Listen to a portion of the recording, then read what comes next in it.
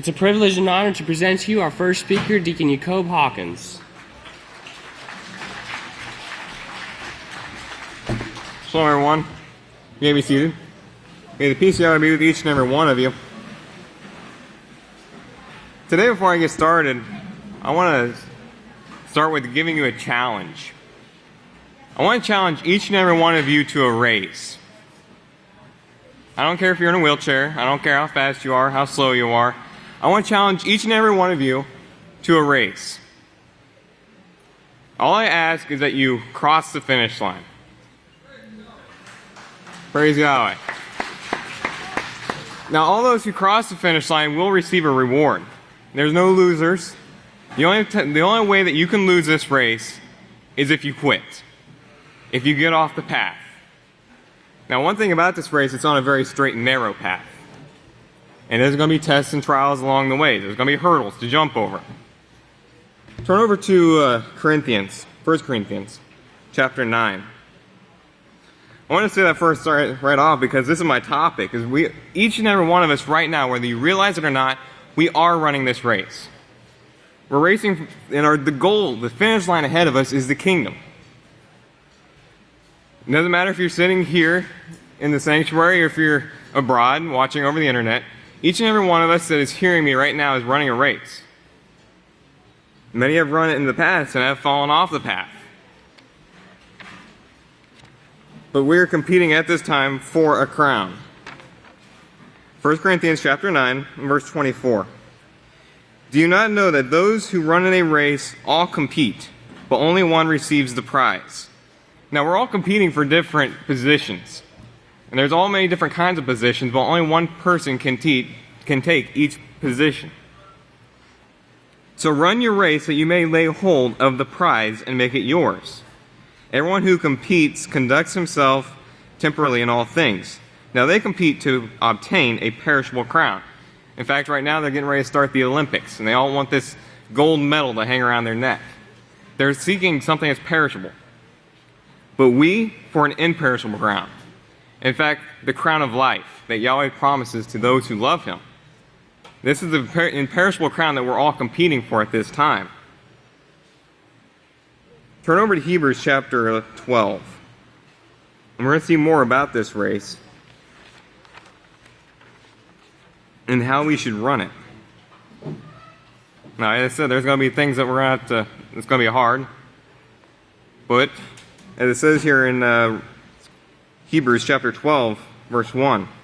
Therefore, since we are also surrounded by such a great cloud of witnesses, let us lay aside every weight and the sin which so easily entraps us, all these things that can sway our minds from the goal ahead of us.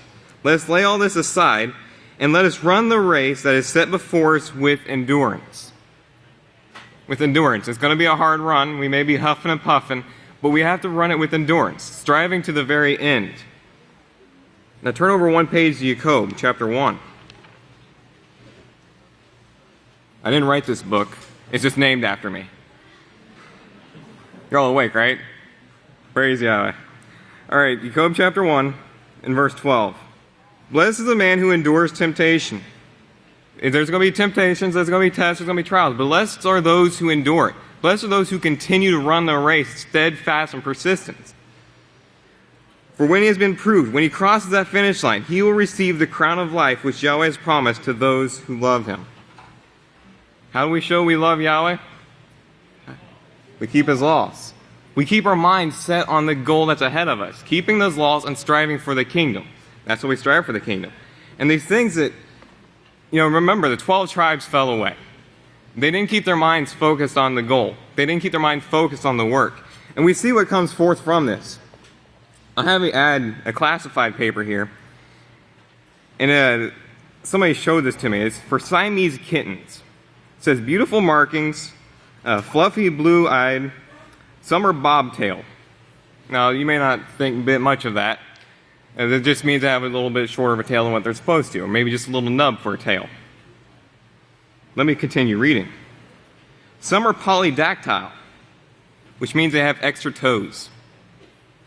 This is what comes forth from people not keeping their mind focused on the work. You heard Pastor last week saying that the land is defiled.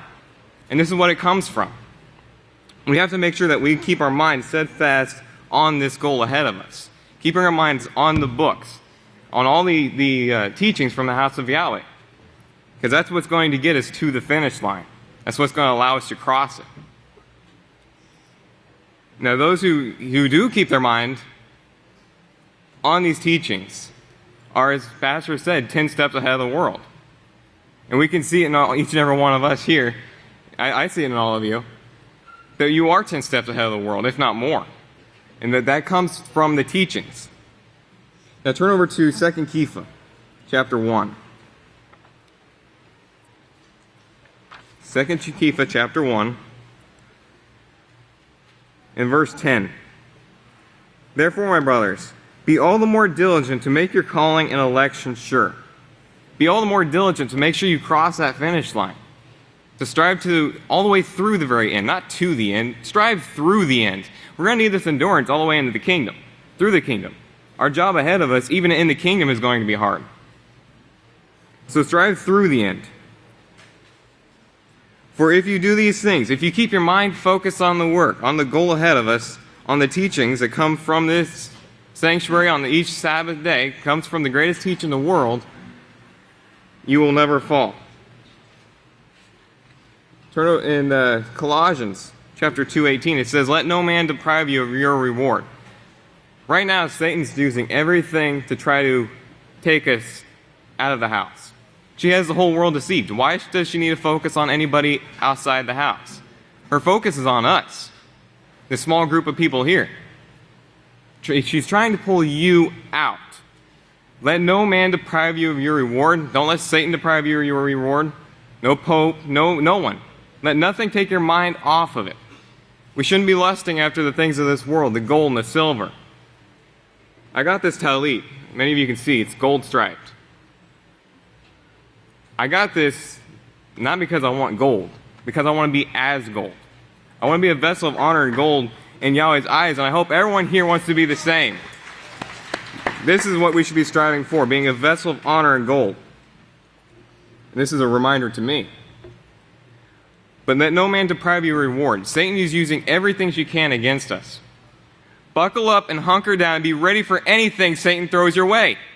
She's trying to take you out of Yahweh's house. Be ready for it. Get your minds focused on these books, on the teachings, and you will never fall, and we will all be there in the kingdom together. And that's a promise from Yahweh. May Yahweh bless you on your understanding.